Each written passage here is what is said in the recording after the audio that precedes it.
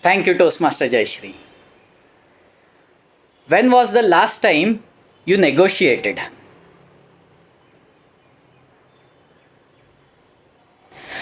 I bet everybody is negotiating each and every day of their life. Whether it's a negotiation with your co-workers to spread out your workload, whether it's a negotiation with your children to not have that extra candy, whether to limit the screen time again for your children, or whether you are negotiating a new car, a brand new jewelry, or that new iPhone. Every time you are doing some sort of negotiation. Negotiation has become an integral part of life. With wide and ample opportunities of negotiation, this skill should be used very judiciously, and a person should know the subtlety of how to use it, where it is leading to, and what would be the expected outcome. Definitely, the expected outcome may sometimes surprise you, but overall, there the negotiation part can completely change the end result. To give you a perspective of this scenario, let me share you one story. There was a farmer in a village.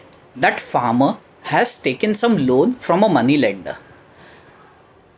It was a drought followed by a famine season, and the crop yield was very low. So this farmer was not able to repay the debt. Then the money lender visited him and said, I want my money back. The farmer showed his current situation and said, I don't have money. What options do I have?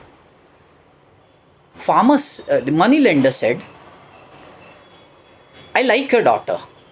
I would like to marry her. You have the following option. If you allow your daughter to be married with me, I can waive off the loan. This put the farmer in a dilemma. Should he go ahead? Should he not? To make this process much more tricky, he played the luck factor. He said, I know you are in a dilemma. Let's do this way. In a bag, I'll put two stones, one black, one white. I'll ask your daughter to pick any one of the stones from that bag. And if it's a black stone which is picked out, your daughter would marry me and your loan would be waived off. If it's a white stone which is picked out from the basket, your loan would be waived off and there is no need for your daughter to marry with me. So the farmer agreed. He wanted to play his luck factor in this case. What happened is, when the decision was about to happen, the clever money lender, instead of putting a black and a white stone, put black stones, two black stones in the basket, which means if any option is taken, he'll get a win. This particular scenario is a win-win scenario for the money lender and a lose-lose scenario for the daughter.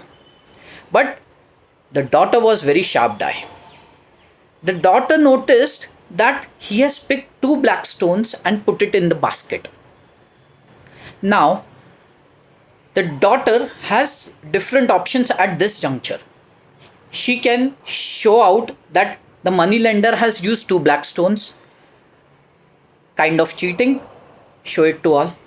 She can accept the fate that irrespective of the stone she picks from the basket, she'll get married to the daughter, to the lender, money lender, or she can completely deny. Now this third option, deny, is when the money lender has already mentioned that if you deny, you would be put into jail, as in the farmer would be put into jail because he is not paying the loan. The daughter was in a tricky situation. She used her mind.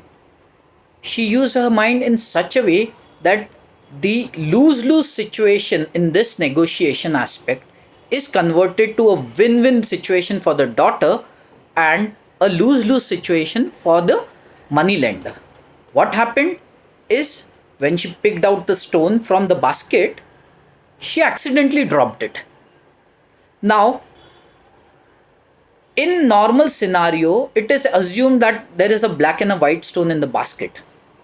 So she told that as this stone was fallen because of my clumsy hands, let me pick out the other one, and whatever comes, the opposite would be the one which I've picked.